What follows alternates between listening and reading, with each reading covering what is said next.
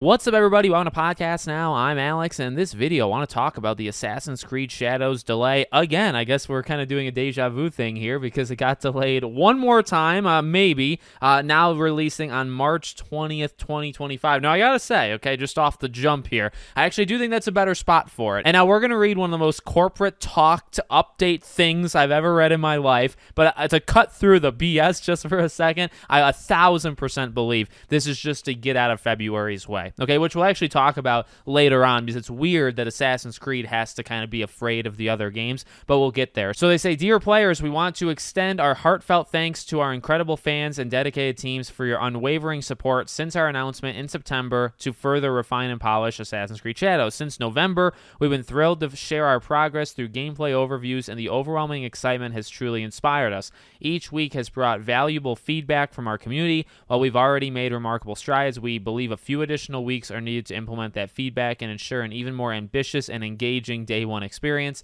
Accordingly, the new release date is March 25th. We remain committed to delivering a high-quality, immersive experience fostered by ongoing dialogue between our players and development teams. We know you're eager to learn more about AC Shadows, and we're excited to share that more updates will be coming your way very soon." On behalf, obviously, of the Assassin's Creed Shadows team. I think that last part, the rumor, I think, is maybe next week, the week after, you're going to get like a preview type thing, on the game, maybe the IGNs of the world and whatnot. So that's something to keep an eye on and see like where the game's at in people's heads when they were able to actually, sit down and play it. I will say, I got to be honest, the stuff that they've shown over the past couple months does look pretty good. I do think, okay, the idea of delaying it and really letting these teams work and like allowing that polish to like settle in, I actually do think that's going to help this game. Now, how much? I don't know. And like, will it make an impact on sales and like the success of this game? I do not know. But I do think even what they've shown so far,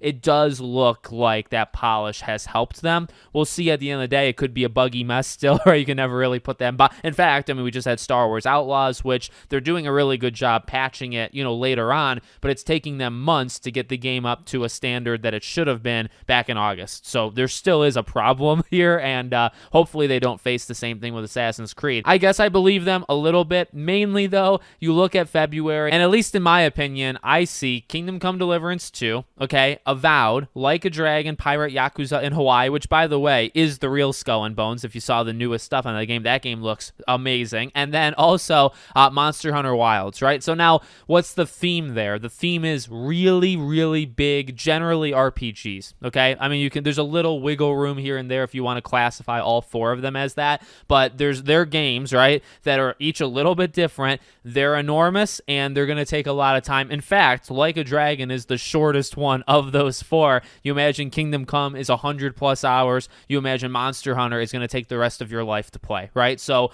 in my opinion, that is why, for the most part. What's funny, kind of at least, is that Assassin's Creed, at least to my knowledge, was one of the first games to kind of lock it down, right? Like, they got delayed, right? And they said, okay, like February, I honestly, I think, forget what day it actually was, but somewhere in that 13, 15 range. But they locked that down, right? They said, okay, this is ours. And then you just kind of had every game after it say, well, we'll take, I think like Avowed was supposed to come out 3 days after. I think Lost Records, Bloom and Rage was supposed to come out 3 days after. Like a Dragon, I think, was going to come out like 5 or 6 days after. Kingdom Come was going to come out, I think, 11 days before. So it's like Assassin's Creed kind of established it, and then every other game said, okay, well, we'll just pick our spots and take up the entire month. So I still think it's going to be a fantastic month for gaming in general. I think February is freaking stacked even without Assassin's Creed. And honestly, I think it kind of helps March because now you got like Split Fiction, Lost Records Part 2, this game, a few others. So I think February, March is looking pretty darn solid. But hey, I mean, look, if that's the reason, it's the reason. I like honesty, okay? So I would, and I do think that's a big part of it. I really do. I think,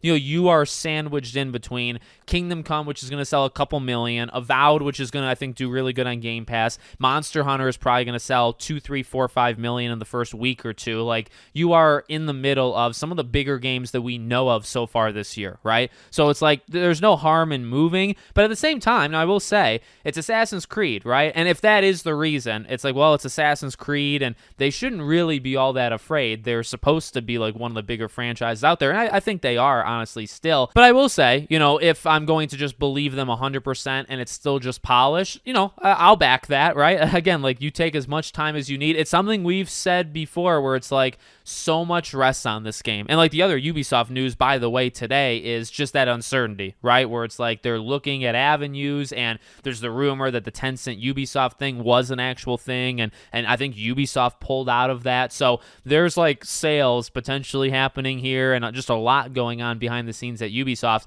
This is the game. If this game fails, then Ubisoft, I think, crumbles to the ground. Still gets sold, but it's just like a shell of its former self. You could argue it already is, but I think it would be much, much worse, right? If Assassin's Creed does really well, maybe that helps position them into like a better future or something, right? Even if they still sell, they can maybe sell for more, whatever the case might be. So we'll see if that extra month does anything to the game. If anything, for me, selfishly, it spaces out the games a little bit. It spaces out my time. I can appreciate that. Spaces out my money. So there's actually a lot of pros to this when it comes to me. So let me know what you guys think in the comments. Make sure, as always, you're subscribed to the channel, bell icon turned on, and I hope to see you all on the next one.